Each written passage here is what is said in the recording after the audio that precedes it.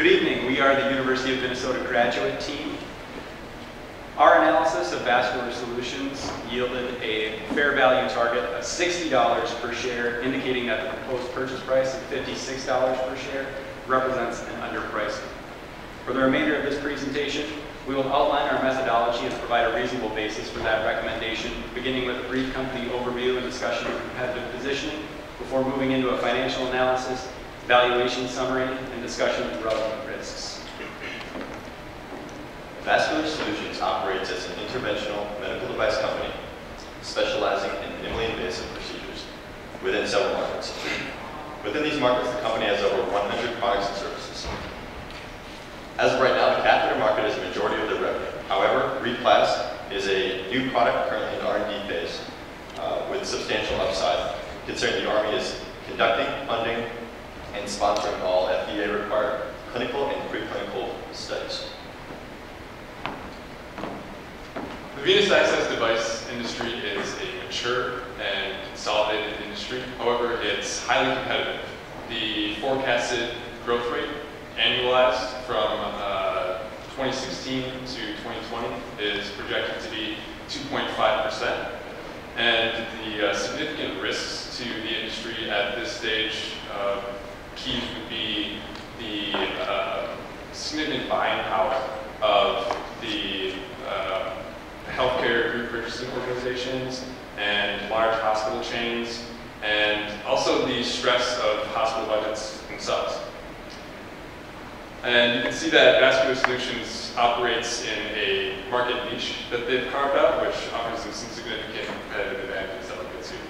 And as we were forecasting Vascular Solutions revenues, the most significant demand drivers are listed here. The growth in minimally invasive and elective procedures globally is significant. The growth in the world's aging population. Since 1960, it's actually doubled, and it is nearing 10% of the total population in the world at this stage. And the growth in healthcare spending in Asia is set to soon outpace that of Europe and the US. And as a result, people who have increased income in developing markets are taking on Western lifestyles, which is increasing chronic disease occurrences in developing markets, and the treatments for those diseases are directly relatable to this industry.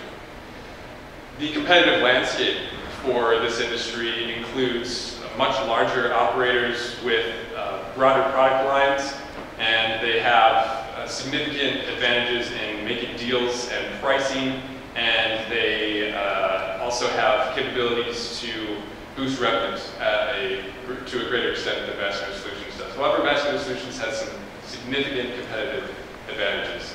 Their robust R&D pipeline has over 40 products in development, introducing about 10 new products every year, and they have established reimbursements for procedures that are medically necessary, providing proven cash flows and verifiable markets for them. And across the product line, there is a 66% average margin since 2011 to 2016.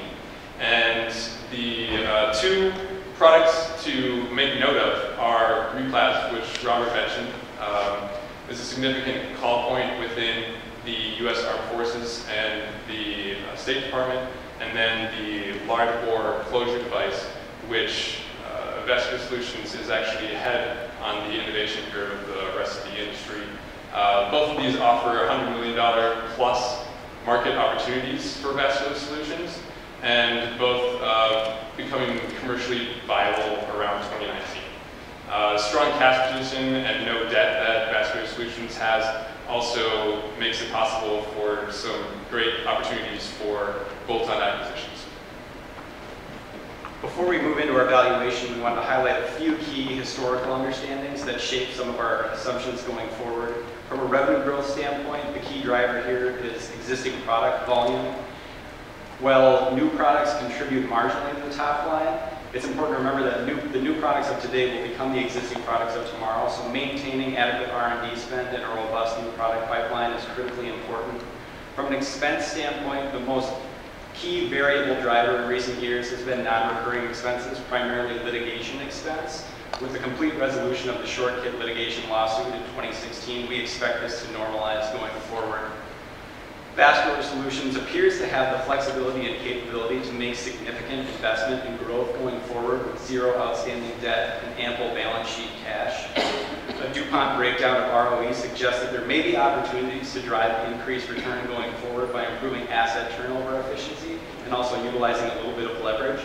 But it should be remembered that these are more opportunities rather than immediate needs. Now I will take you through some of the major assumptions around our DCF valuation model. First, a look at the market potential for the top products. The highlighted ones are the ones which have major revenue growth currently. However, Turnpike steals the show with 700% year-on-year growth. We expect the revenue growth across product categories to remain at the current level, based on our assumption that a decline in any particular product will be offset by the introduction of a newer product in the category. Talking about margins and expenses, the gross margin, international markets, Wayne products and Replas is lower than the rest of the product basket. A closer look at the margins. We expect the gross margin to decline marginally because of the increased contribution of Replas, which has a lower gross margin. We expect CapEx and R&D to remain at the current level. So we expect SG&A operational margin to increase because of increased operational leverage from Replas. One of our critical assumptions is around the success of Replas launch. To evaluate, we consider three cases. In the bare case, we assume that the product doesn't take off eventually because of regulatory hurdles. In the base case, we assume a 25 million initial revenue followed by 100% growth for the next 2 years before tapering down. And for the bull case, we assume 35 million initial revenue followed by an aggressive growth for the next 3 years before tapering down. A Monte Carlo simulation gives us a base case price of 59.83, a bull case price of 93.5, and a bear case price of around 30. Another critical assumption is the control premium. We consider a 15% control premium based on our analysis of the operational synergy, financial synergy, and some of the comparable deals in the industry. Talking about operational synergy, Teddyflex has strong international distribution network, which would be a good match for the strong R&D pipeline of vascular solutions. Second, Teddyflex will also have an upside from the large bore closure device deal and an entry into the interventional cardiology manufacturing device industry. Talking about financial synergy, if we consider Teddyflex capital structure with 11.6% debt, then the WACC would reduce for vascular solutions and we get a price of around 60. After doing a study of the comparable deals, we consider 15% control premium to arrive at our target price. Further, a few more inputs, WACC of 8.23, assuming zero debt in the capital structure. We perform a Monte Carlo simulation by simultaneously varying all the key parameters, and the price band is 80% price band is $41 to $69. In addition to this cash flow, we also use a rapid valuation approach, the trading multiples. We mainly focus on the three multiples, the EBIT revenue, even to EBITDA, and the PE ratio. And we constructed our comparable companies by selecting the competitors list in the annual report and also by choosing the industry peers in the Bloombergs. After analyzing their performance, we found that vascular has a high premium for all the multiples. Moreover, the potential earnings for Replas and the upside tendency for the multiples will bring about a high premium in the future. So we decided to use the EBIT to advertise our target price and get the price range of 55.38 to 60.45.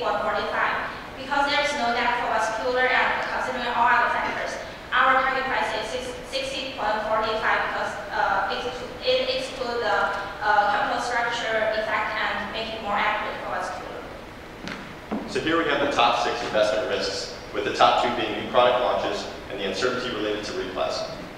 In conclusion, with the growth rate of the catheter market, the explosive potential for Replas, and the successful R&D Historicals, we believe a $60 valuation is substantiated.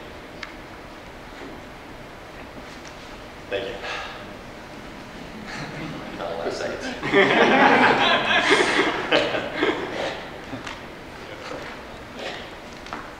right, well, thank you very much, and congrats, that was nice.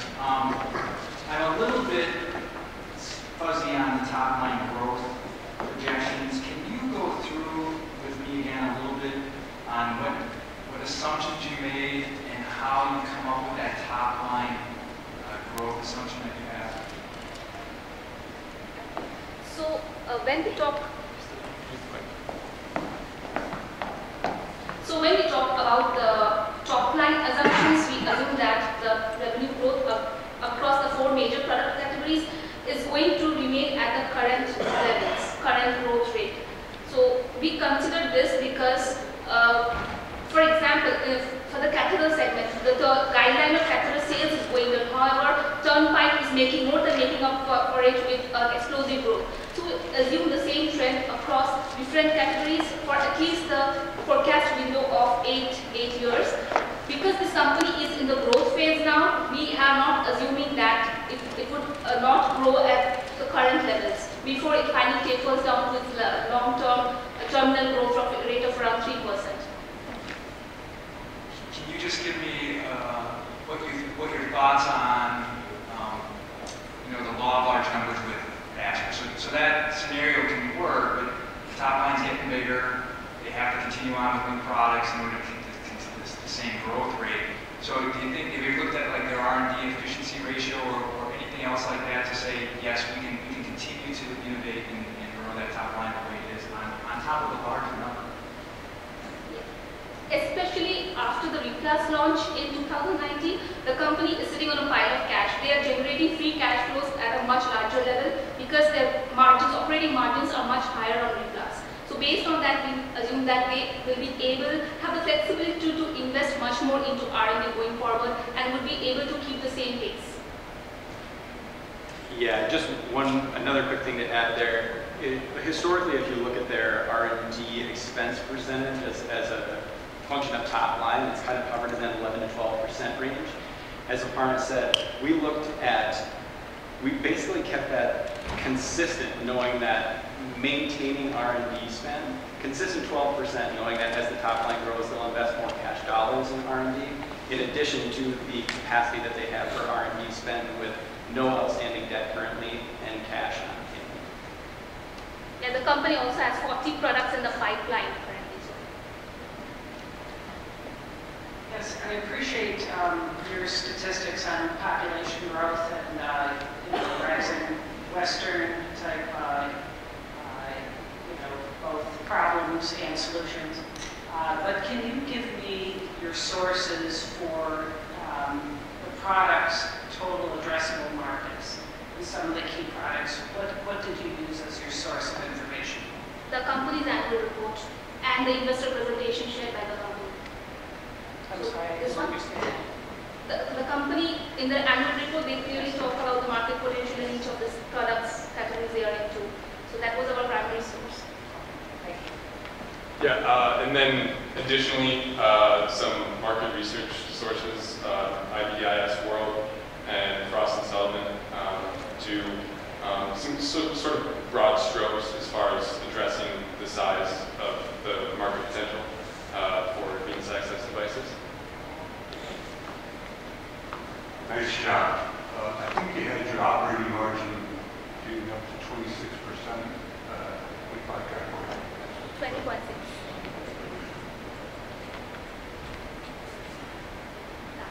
21. Maybe you could just tell us how you came up with that op margin. So currently the operating margin is around 17 to 19%, excluding the short-lived litigation expenses. However, Replus has, from 2019 onwards, we expect the Replus is going to get a major share of the total product basket. And Replus has a lower SG&A expenses because the company plans to use its existing sales force without incurring any additional expenses. Also, the clinical and pre-clinical study is funded by the Army. So that would improve the operational margins significantly.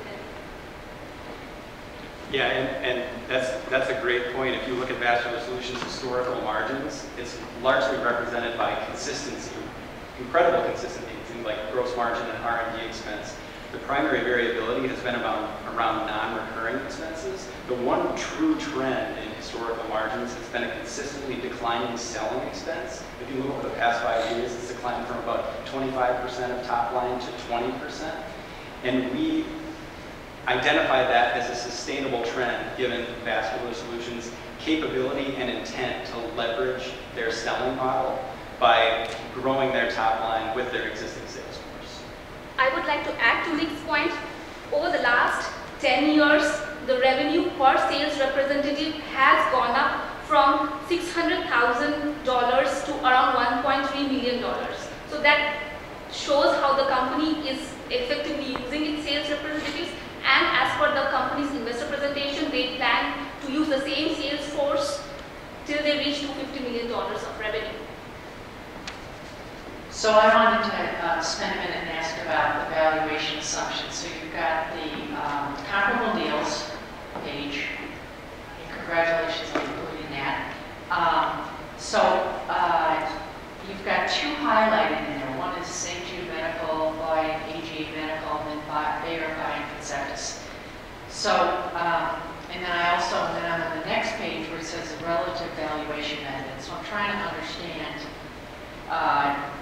kind of what you're doing here in terms of the next page is. This comparable deals is only for getting an idea of the control premium. So because we consider the deals which have similar transaction value, are in the same industry, same top line, so we go by the transaction value by EBITDA ratio to arrive at the control premium, a conservative control premium. The highlighted ones are the closest match, so we take a 15%. Talking about multiples. And then did you assign those control premiums then to Vascular Solutions stock? Yes, 15%. The valuation, the DCF price we got was 52. The green one, if you can see, the 52. So we added a 15% control premium to arrive at 59.83. Yeah, I think just to help clarify what that table in the bottom left-hand corner of the graph is. Yep. On the slide that we're currently on, those solid bars, that's the valuation, the implied valuation of the DCF with no control premium. And then each subsequent bar moving right is an increasingly large control premium. So running a DCF with our model assumptions yielded a suggested share price of $52 per share. Our ultimate control premium that we settled on for our base valuation was 15% based on an analysis of comparable transactions, which is the green bar that yields a target valuation of just under $60 per share. Okay, right. So with a take-out price of 56, which you believe is undervalued compared to your $60 target or intrinsic value, let's say a competing offer did come around and the competing bid was at $60. If you had to go to Teleflex's board and management, what would be the key drivers that you would recommend that they justify they pay out $60? I would pick up that. So first one I talked about was operational synergy. I will first touch upon financial synergy. So currently Vascular Solution has zero debt. If Teleflex acquires Vascular Solutions and within that Vascular Solution has the same debt to equity ratio of 11.6%, the VAT decreases significantly and the share price rises to 59.91, just considering financial leverage. So, and on the operational leverage front, we talked about first the company's entry into the interventional cardiology market where it does not have a presence, a proper mix between the international distribution network of Teleflex and the robust pipeline for vascular. So these are some of the aspects which we reflected on.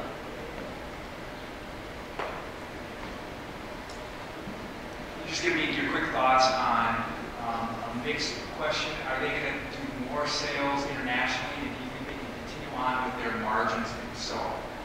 So I think that's a great question, and it leads into the answer that Arna just gave. Because if you look at the spread of distributions the spread of margins right now between international sales and domestic sales, they're earning a higher margin on domestic sales because they have everything, and they're basically doing everything with a well-established internal pipeline. Their sales staff is focused domestically. They have a well-established distribution network domestically. So when they go overseas, although they're still realizing sales, they're forced to give up more of that value. If they were acquired by a firm like Teleflex that had a well-established international distribution network, they could actually reap a little bit more of that margin. Thank you.